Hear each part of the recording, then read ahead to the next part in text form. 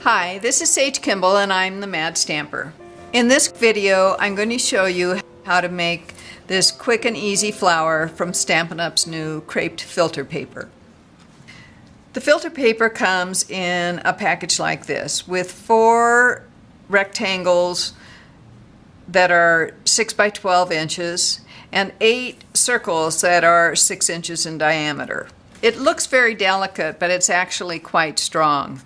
So you can punch it out or cut it with big shot dies. You can color it in a variety of ways. The filter paper is easiest to cut using a big shot die. But if you want to use a punch instead, you need to be a little more careful. The cutting edge of the punch has a little difficulty getting through something this thin. So what I've done here is I actually dotted the filter paper to a piece of cardstock.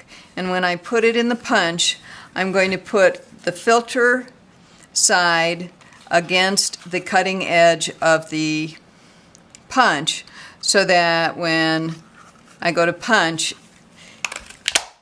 it has something to bite into. And then I can remove the filter paper from the cardstock. For the flower I showed you, I used the Fun Flowers die. It's actually easier to cut the filter paper with dies because of the pressure in the big shot. So I've taken one of the rectangles that's 6 by 12. I folded it in half lengthwise. Then I folded it in half the other direction and then in half again. So I have a square that's about 3 inches across. Then I lay it on top of my die, put a cutting pad under it and one over it, and then run it through the big shot. And then I come up with this nice little stack of flowers. Now I'm going to separate the pieces and sponge them individually.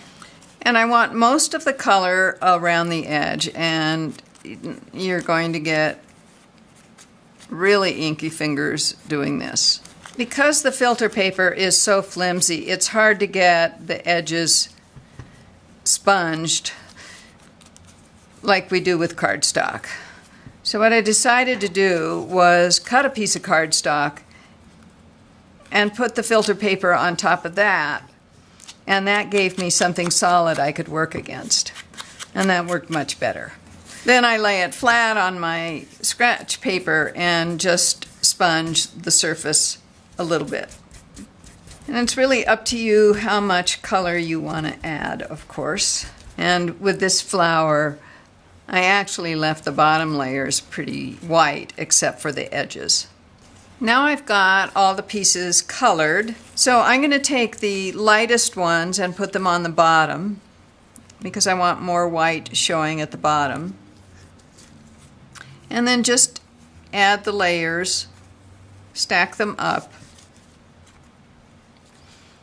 sort of offsetting those points a little bit. Then I take my Stampin' Pierce mat and the paper piercing tool, and I make a hole in the center so that I can put a brad through it. And the brad isn't really going to show in this particular flower, so it doesn't matter what color it is. And you can see it got a little off center on the back side, and that isn't going to matter either. The lovely thing about this flower is it's very casual and forgiving. Next, I just take one layer at a time and scrunch them towards the center.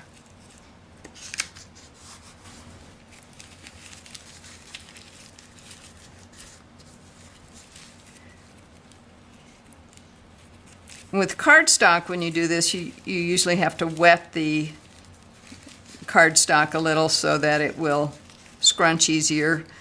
The filter paper, you don't have to do that. It's very malleable just as it is. So there's what it looks like with all of the layers scrunched. Now I'll lay it down and start unscrunching, if that's a word. I'll just start opening up the petals until it makes the shape that you want, and that's it. It's very simple. For more inspiration and instruction, be sure to visit me on my website at www.stampingmadly.com, the Stamping Madly Facebook page, and the Mad Stamper YouTube channel. Happy stamping!